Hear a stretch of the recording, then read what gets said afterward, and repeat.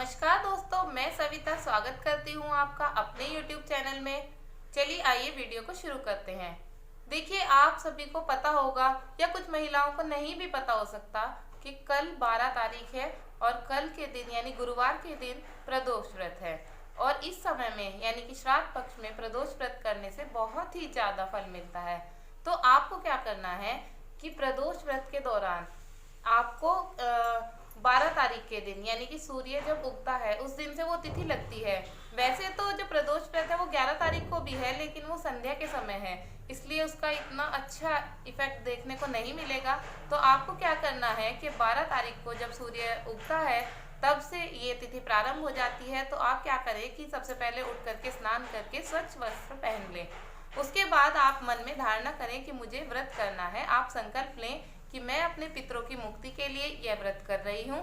तो आपको सुबह सवेरे उठ करके नहा धो करके स्वच्छ वस्त्र पहन करके आप भोलेनाथ के मंदिर में जाइए। और इस दिन इस बात का विशेष ध्यान रखें कि आप बेलपत्र ना तोड़ें।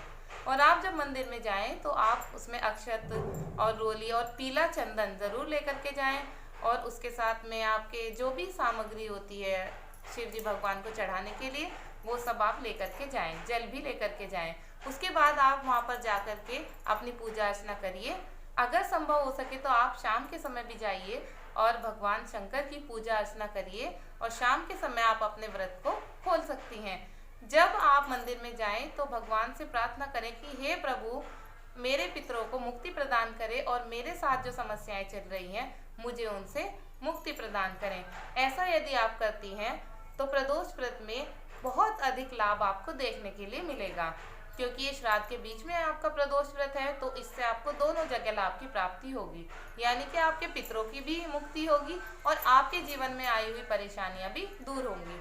आप जो है मंदिर में जा करके थोड़ी देर ध्यान मग्न हो जाइए और थोड़ी देर बैठ करके आप भगवान की पूजा अर्चना करने के बाद मंत्र जाप करिए, महामृत्युंजय मंत्र का। और भगवान से मन ही मन ये प्रार्थना कीजिए कि हे प्रभु, मेरे जीवन में जो भी कष्ट है, जो भी समस्याएं हैं, उनसे मुझे निकालिए, मुझे पार करिए, मैं बहुत परेशान हूँ। इस तरह से आप थोड़ी देर बैठ करके मन ही मन भगवान से अपनी सारी समस्याओं को रखिए। देखिए, यदि आप ऐसा करते हैं तो निसंदेह बिल्कुल ऐसा होगा कि आपकी सारी समस्याएं दूर हो जाएंगी। और साथ ही साथ जो लड़कियां हैं वो भी यदि प्रदोष व्रत करना चाहती हैं और उनका विवाह नहीं हो रहा है तो वो भी जा करके मंदिर में प्रदोष व्रत की पूजा अर्चना कर सकती हैं। और बहुत से लोग ये पूछेंगे कि प्रदोष व्रत की पूजा अर्चना कैसे करनी है। तो बहुत साधारण सी बात है कि आप सुबह उठ करके स्वच्छ वस्त्र पहन करके भगवान शंकर को चढ़ाने के लिए जो जो चीज़ें आप लेकर के जाते हैं वो लेकर के जाइए और मन ही मन उनसे प्रार्थना करिए। बस एक चीज़ का ध्यान रखना है कि आपको बेल पत्र नहीं तोड़ना है। आप जो है समी के पत्ते ले जाइए और उन पत्तों को शिव जी भगवान पर चढ़ाइए।